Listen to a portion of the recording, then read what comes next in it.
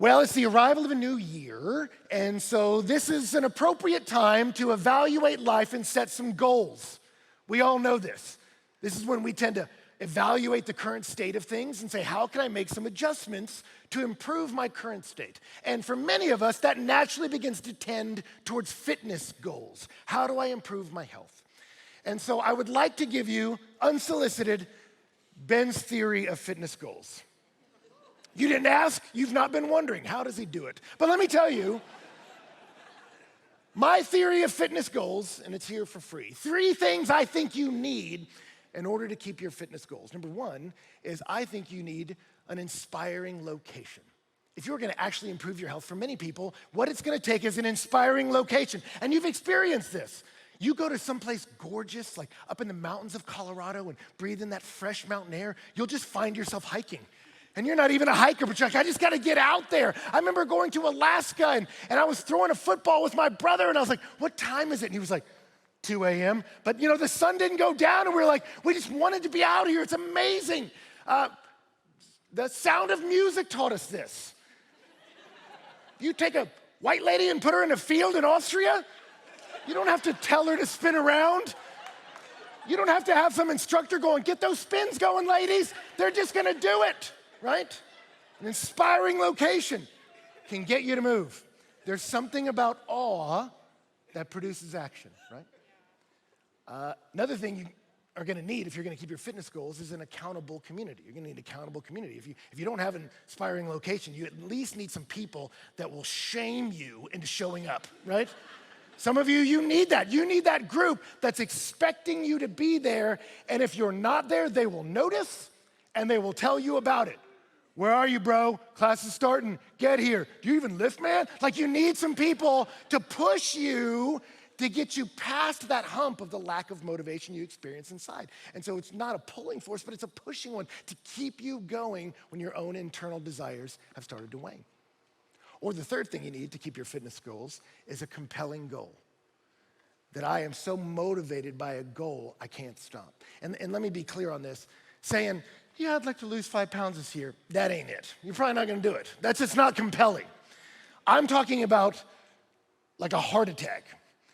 And when you have that and realize, hey, I gotta make some changes, it becomes easier to keep your goals. It's like, I need to eat a little healthier, but when you're at death's door, you're like, bacon's out? Okay, bye pigs. No more fried food. See you later, Bojangles. You can move on, and you're gonna keep it because of that pain. I remember for me, when I injured my back, the first time I heard it was pretty rough. I recovered, felt good about it, and then I injured it exponentially worse. Herniated one disc, bulging several other ones, was an enormous amount of pain, couldn't walk, couldn't stand up. And I remember going to a doctor and telling him, like, hey man, I need to get this solved. I was a physical person, an active person, like, hey, can you fix this? Because I gotta go. Our ministry's about to launch, it's a new year, we gotta move. Can you get this done? And he stopped me and he was like, hey man, I need to acclimate you to your new reality. He said, you have multiple problematic discs. There is no surgical option that can fix you at this moment. He said, let me tell you something, man. The situation you're in is so fragile that if your discs move just a little bit, it'll pinch off that nerve for good. You'll lose the use of your leg. I don't know that you'll be able to walk again. And then I'll never forget, he pointed over at my pregnant wife and he said, let me tell you something. You can't help her. And if something doesn't change in your back, you won't be able to hold that baby. And when he said that, it was like the room began to spin. I'm like, what are you saying? And I was like, what can we do? And he was like, you need to go home and pray that your back will heal itself. And I laid on my face for a month on the floor in my living room. And I remember after that, by the grace of God, I was able to stand, but it was a tough thing. Lost a lot of weight just because it was hard to eat with the drugs I was on and walking with the cane. And I remember I showed up to my physical therapist and came to her and I just said, this can't be my new normal. This can't be the way things are for the rest of my life. And I'll never forget this. She was an amazing physical therapist, nice person, but we had a moment where she looked at me and said, we will do everything we can to fix things. And let me tell you, at that moment, I had a compelling goal. You didn't have to send me a little tweet. You didn't have to send me a little reminder on my phone. You didn't have to buzz me on my watch to tell me to work out. I was there. I was showing up. I was going to do any workout she told me to do. I was doing the workouts no person would post on their Instagram. Laying on my back, just squeezing a Nerf ball with my knees, like, okay, 3 more of these. Yeah, let's do it. Not the kind of workouts people cheer you on for, the kind of workouts people turn their face away from shame. But you didn't have to encourage me to do it. I was gonna do everything. I wasn't in the gym lifting with the bros. I was in a recovery space with a bunch of 70 or 80-year-old ladies just trying to stand on one leg for 30 seconds going, come on, Edith, come on, Opal, we got this, and just doing whatever I gotta do to move. Because if you lack awe, maybe you can get moved by desperation. Right? Now, here's my theory of motivation. You don't need all 3 of those necessarily. You need at least one. You may not be in an inspiring location, but you got an accountable group, you can keep showing up to work out. You may not have an accountable group, but if you're desperate enough, you don't need it. You'll show up. But if you can get all those things together, community, desperation, awe, man, you got a consistent motivational movement that'll change things in your life. And you go, why are you talking about all this, Ben? Well, because we're launching this series called Call on Heaven. And it started several weeks ago, at least for me, visiting with Pastor Louie, talking about the new year. What do you want to talk about? And I said, I feel like we need to talk about spiritual disciplines, just some practical ways to walk with God. I feel like our people need something just to put at the bottom shelf of like, here are some ways to develop a rhythm of walking with God. And he was like, yeah, I want to call our whole house to that. I want to encourage them to pray, to call on heaven, and to fast. And I was like, man, that's a great idea. Let's all do that together. I want to jump in on that. And let's all move towards this idea of not just picking up a few spiritual disciplines, but saying, hey, I want to become a person of prayer. I want to become a person of fasting, and not just fasting to kickstart your metabolism, fasting to go without food, to go with God, to intercede on behalf of our city and the people we love in our world. And yet I know for many of you, if we're honest, if I look at you and say, hey, I want to call you to the spiritual disciplines of prayer and fasting, you're like, yeah, I know I should probably do that. I should probably pray more. But you're not going to do it. I can give you a booklet that tells you how to do it. But great whats only happen because of great whys. Right? I remember when I was in college, I was desperate for money, so I inquired about a job to be the administrative assistant on the campus police department. And I showed up there, and 2 seconds in, I walked in and was like, I'm not this desperate. I don't want to work in this location. It's just kind of this just dank and little dark building. And yet for an hour, the guy that was leaving walked me around and was like, so this is the computer that was built in 1970 that you'll be working on, here's the card you'll insert, and here's the ceiling you have to crawl into to try to duct tape the pipes when they start leaking, and hey, here's the bike you'll go ride on when they go on raids and see if your bike will get stolen. And I'm like, wait, what? And I'm like, man, he's just giving me technique, but I don't want the job. And so we can keep giving you technique, but if the motivation's not there, you're not going to develop as a spiritual person who prays and fasts on behalf of their city. So really what I want to do as we kick off this series is, hey, if we want to be a more spiritual people, if we want to be a spiritually robust and healthy people, we need to seek the Lord. We need to call on heaven. We need to pray and maybe fast to pray. But what I want to do is say, hey, only great whys produce great whats. And the interesting thing is my theory of fitness, motivation, tends to hold with spiritual motivation too. That we need awe, and we need community, and we need desperation. And that's not just Ben's ideas. You saw that in this passage we just read.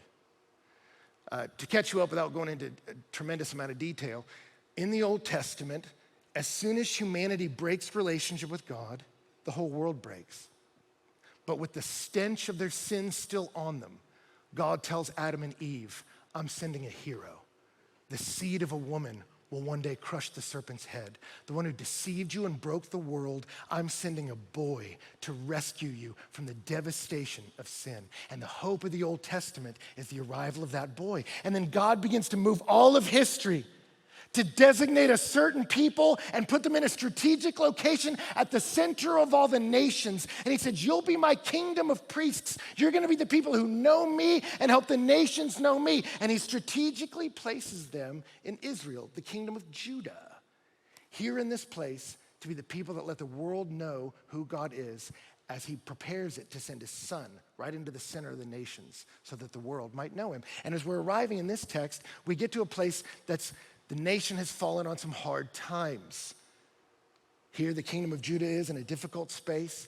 They're being ruled by a king, Jehoshaphat, who's a decent dude.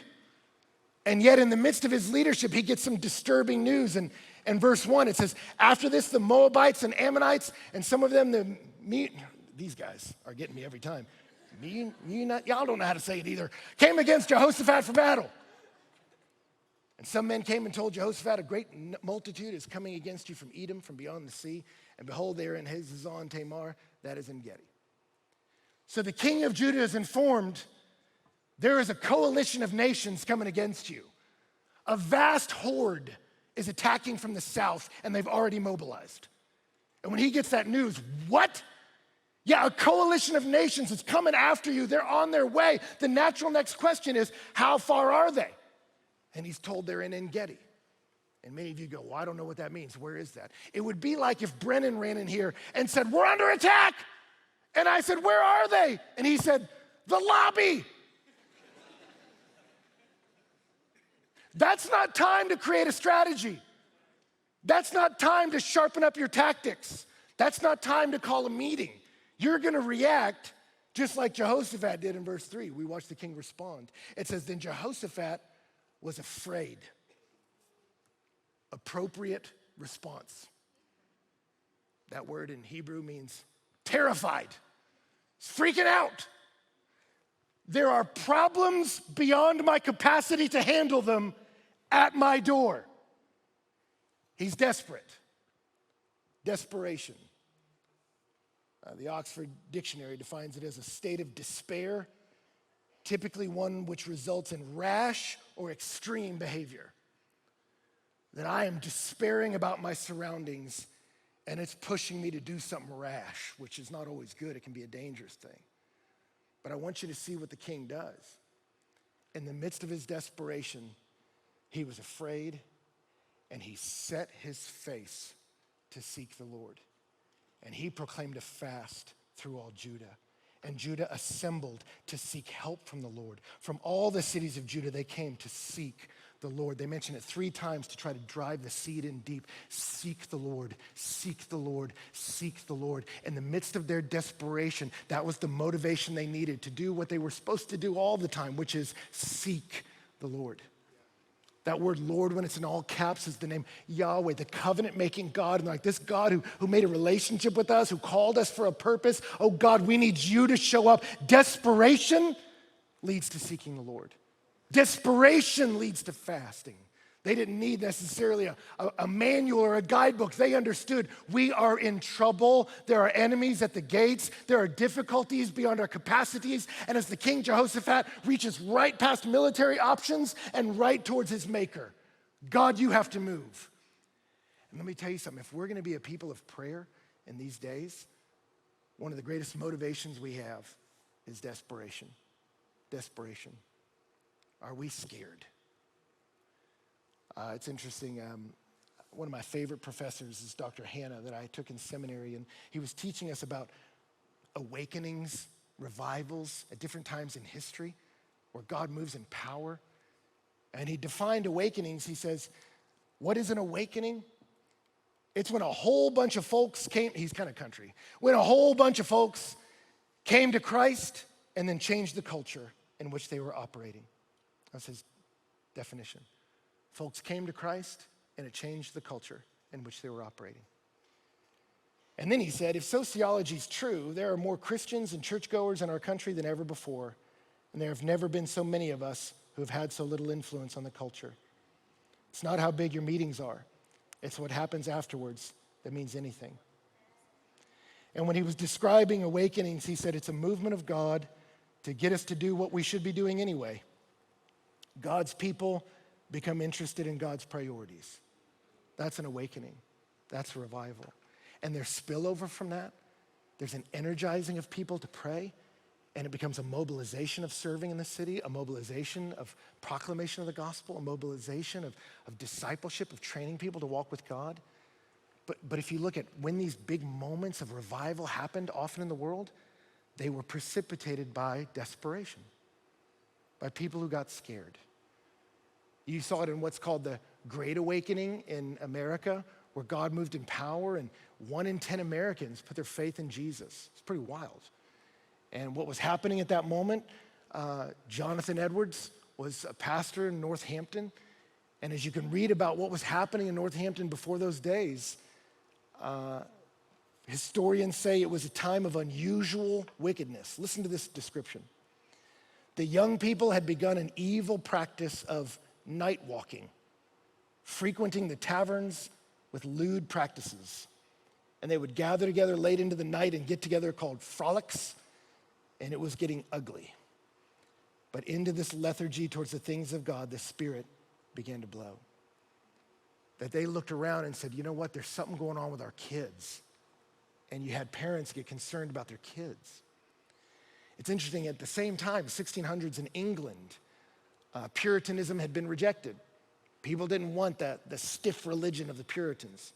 And what happened, though, was sort of a deism took place. We think there's a God up there, but he's not really interested in us, and frankly, we're not really interested in him. And in the midst of that time, England had discovered how to make gin. And we're so good at it that one historian says every 6th house in London was a gin shop. One bishop said, gin has made the English people what they never were before, cruel and inhuman. And what you found is as a disinterest in God took over, a license to do whatever I want took hold. And in the midst of that, crime began to skyrocket. Abuse of children, disregard of those who were in need. Violence took hold. And it became so unsafe that the government realized we have to step in, and they started to crack down with harder laws and stiffer punishments.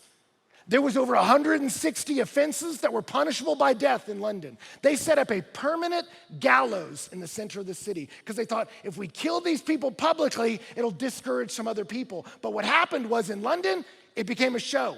You would come out with your family to watch the hangings. And so you realize we need just laws, but laws alone won't save a nation. We need a renovation of heart. And so what happened in those days is parents that were scared for their kids, men and women who were scared for their country, people who were desperate began to pray and began to seek God's face. I love that verb seek. Do you know what it means? It means to tread or to trample. It's the idea of I walk a path so many times, I make a trail. That this is so a rhythm of mine that you know where I'm going. You don't have to wonder if I'm wandering. I got a beeline I'm making every day. It says this group of people, they were so desperate. The forces against us are bigger than us, and so they've just trampled a path into the presence of the Lord. We're going to seek you. We're going to seek you. We're going to seek you. We may need some pointers on how to do it, but we don't need to be motivated to do it. We got desperation driving us to be people of fasting and prayer. Are we there right now? I don't know. These are difficult days. Political division. Pew Research did a study on Americans and politics recently, and their one-sentence summary is, Americans' views of politics and elected officials are unrelentingly negative, with little hope of improvement on the horizon. Happy New Year. 65% of Americans say they always or often feel exhausted thinking about politics. 55% feel angry, and only 10% feel hopeful. Are we desperate enough? I don't know. D.C., our homicide rate's up 35% from last year. 60% from 10 years ago. Violent crime's up 39%. Vehicle theft's up 82%. Atlanta, your homicide rates are down, that's good. But your vehicle theft is up 61%, so, watch where you park. Broccoli City posted a video the other day of a woman in Southeast in the grocery store, and They asked her where she lived. She told them where, in Southeast D.C., and she said, but I'm trying to move. And they asked her why, and she's walking with her young son, and you can see her trying to find the right words to say in that moment. And her son just leaned over and went, because it's messed up. And just in his own little world, he's like, it's messed up. What's going on around here? And I think we can look at that and say, yeah, what is happening here? Are we desperate enough?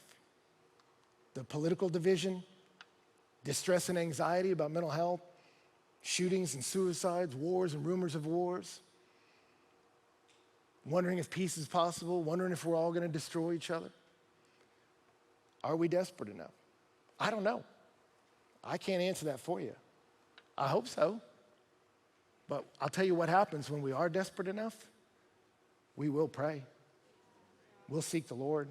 I won't have to beg you, arm twist you, plead with you. Please, just a little bit, just bow your head, but don't fall asleep just for a minute. Like if you're desperate enough, going, oh God, we need you to intervene, you'll pray.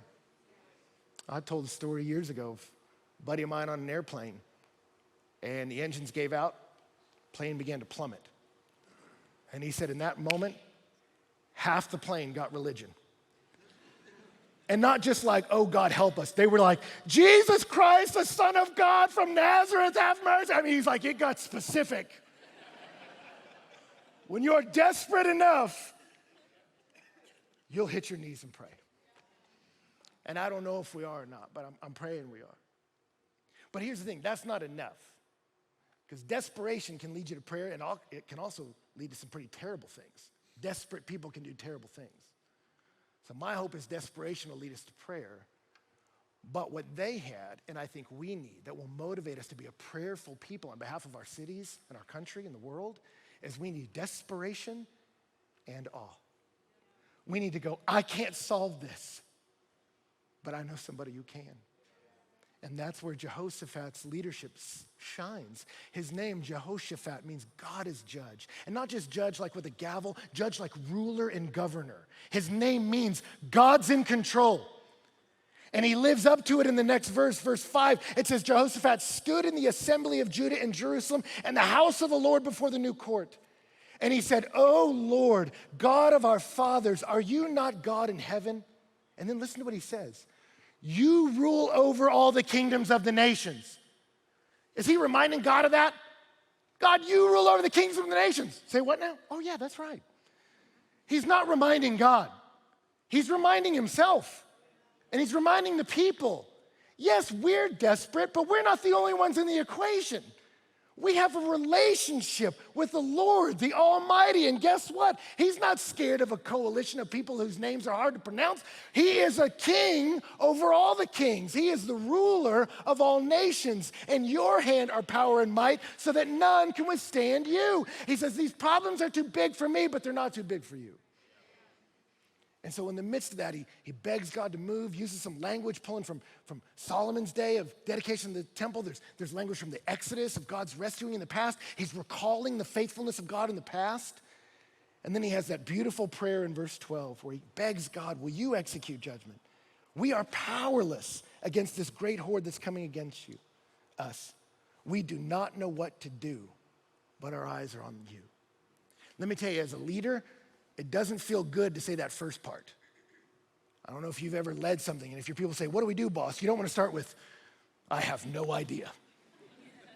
That's tough. It's a tough spot as a leader. And yet he doesn't have time to play games. They're in the lobby. They're coming at you. And he says, you know what? I don't have a plan. But my plan is to set my eyes on him. So we're going to pray, and we're going to fast, and we're going to burn a road into the presence of the Lord, and we're going to seek his face because we can't rule over the nations, but he does. And it's when desperation and awe come together that you'll find the motivation to be a spiritual person. You won't have to set reminders on your phone. We won't have to beg you and arm twist you. You'll go, we live in desperate times, but we live with an almighty God. And when those come together, desperation and awe, there's power. So I remember for me, growing up, I would go with my dad to Beeville and hang out with him, once a month, twice a month, that sort of thing. And I remember we would go, and he had so many great friends, but we would go sometimes to parties with his friends. And I remember there was one guy that I always thought was so mean, especially when he was drunk. And I remember it was a moment, like I still remember it. Like, your memory works in snapshots. I remember the moment as a kid, I looked at a grown man and I decided to hate him. He was a mean drunk. He's being mean to kids. And I just looked in my heart and I was like, I despise that man. And I held on to that for a very long time. And I remember it was years later, like teens, 20s, 30s later, I got this incredible phone call from my dad I thought I would never hear. My dad called me and asked if I wanted to go to a Christian retreat. I never thought my dad would ever be interested in something like that. But all his buddies had started to go on this retreat, and they had all come back and were asking others to go and go to this Christian deal. And guys that you're like, they went to what now? Were they confused? Did they get lost? Like, no, they went to this thing. They somehow met with God, and now they're convincing my dad to go. And I remember I was like, yeah, I'll go. And so I went to this retreat, and I showed up out there, and it was down in Texas, South Texas, with some country dudes. Like, I'll never forget the first talk, this guy put up a billboard with a big deer on it with a scope pointed at the deer. And his opening line was, knowing God is like hunting for muy grande. And I was like, okay. And then when they led worship, it was, I'll never forget, this guy had a wood whistle. And they would sing that song, This Train is Bound for Glory, which there are varieties of ways to do it. I'd never heard this way to do it. This was kind of the more country version, where they'd go, this train is bound for glory, this train. And then he'd go, woo, woo, this train is bound for glory, this train, woo, woo. And I was like, oh no. Like, I'm here for days. Like, what have I done? I'm trapped. But there in the midst of whatever the culture is, the truth about the power of God, the beauty of God, the grace of God was being expressed through people who had their lives really changed by God. Let me tell you something. I started to realize, hey, a lot of these cultural trappings, this doesn't really matter. These are men who God's changed their lives, and they're ministering to my dad and to me and to these other men. And there was a moment in the retreat where they handed us all these letters that people had written to us, prayers they were praying for us as God was meeting with us. And I looked around, and I was there with some big old country boys and some hard biker dudes crying, weeping, praying because God was moving in their life. And I remember I had my little stack of letters, and I opened up one, and I couldn't believe it. It was from that man when I was a kid. And he was writing a letter to me, praying for me. And he started the letter saying, you know what I was like. You know I was destroying my life. I would go out to that hunting lease and be drunk for days on end, running away from my pain. He said, but Jesus Christ forgave me. God loves me. And I'll never forget, he said, Ben, now that same hunting lease where I used to get drunk for days, I drive around listening to worship music. He said, isn't that crazy? I'm so grateful that God would reach down to someone like me. And I remember in that moment going, God rules over Beeville, which surprises none of you. But in my view, I just thought, man, the sovereignty of God stops at the borders of Beeville, because I couldn't affect change, but it's not too big for him. He's like, no, I can move mountains, I can change kings and kingdoms, and I can take hard, flinty hearts and make them a heart of flesh. I can move. And I just remember in that moment, I had the right theology here, but it got in here. My God can do anything. My God can save that guy, the last guy. Well, thank God God's heart's not like mine, because I had dismissed him. And God just began to open my eyes of what's possible. It's too big for us. We don't know what to do, and I'm desperate enough that I got no answers. And in my desperation, I turn to God Almighty, the King of Kings, the Lord of Lords, who rules over the nations. And you go, you know what? But you can move, and you're not scared, and you move in power. And to be clear, our battles are not against flesh and blood. Paul says in the New Testament, it's against powers and principalities, spiritual forces of darkness. Yes, we need just laws. Yes, we need equitable enforcement of those laws, but what we need in our country is a spiritual renovation of heart. And God can do that. God can do that. He can do it to whoever he wants. And when you get that combination of desperation and awe, we're going to be a praying people. We're going to be a praying people. And we're not going to look around and just complain about everything spiraling down, and we're not going to put bumper stickers on our car voting for the meteor or whatever. Remember that last time? To take out the world. You go, no, we have a God on high. And let me tell you something. When people see that we are not burying our heads in the sand about the difficulties of this world, but we have an unshakable hope, that's power. And they'll see it. And we don't have time to read through the rest of this. We read it earlier. They gather, and I just love the passage. It said they stood before the Lord with their little ones, their wives, and their children. It said, this is for all of us. We're all a part of this. And they're standing there, and then God grabs a guy, and it gives his whole genealogy why. It's like to show you, like, he wasn't the king, he wasn't a prophet, he was in the band. He's from the line of Asaph. The drummer came out from behind the shield and was like, hey, the sovereign Lord's got a word for us. This is his fight, not ours. We got to stand firm. You got to hold your position. But you watch the Lord save. And Jehoshaphat says, that's awesome, band, you go first. That's one of my favorite parts about the story. He's like, we're going to march out to war. Put the band out front. And they're like, okay. Like, this is not an intimidating force, but it's a show of faith. And they show up, and this little coalition wasn't bound together as tight as they thought they were. They start fighting each other, beating each other up, and Jehoshaphat shows up, and they're just walking towards it with their silly little singing strategy. And they show up, and the battle's won. And they called that valley the valley of blessing, because God moves, and God does what he will. I'll tell you, when God put me on my face for a month with my back, I was begging him to heal my back. Will you heal it? Will you heal it? Will you heal it? And I remember as I was praying that, I was taking like this steroid that man, I couldn't sleep at night. So I was only sleeping like 2-3 hours a night. So I'm just wide awake on the floor, just staring at my carpet. And then I would take this other medication, and I'm begging him to heal my back, and the other one gave me the hiccups. Which my back, the nerves were so raw that when the AC kicked on, waves of nerve pain would shoot through my legs because it would shake the floor just a little bit. And so the hiccups, it got me desperate. And in my desperation, I didn't pray in some of the most polite ways that Christians do in polite society. Lord, thank you for this day. Bless this food. May it nourish our bodies. And all that went out the window. It was more like, really? Really? I'm asking you to heal, and you give me hiccups. I'm just so, like, he just took me to a place of like, I don't even have the words. I don't even know what to say. You're making me cry. I was desperate. God, please, will you do something?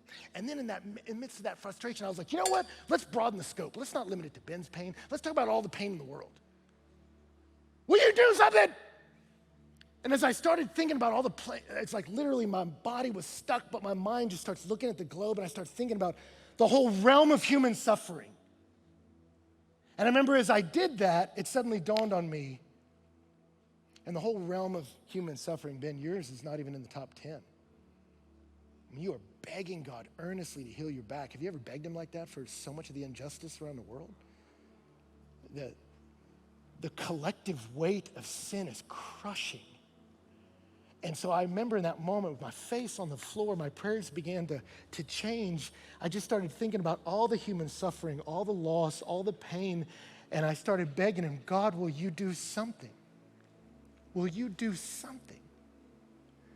And I had one of the most profound moments spiritually in my life. I think it's one of the reasons why he put me on my face for a month.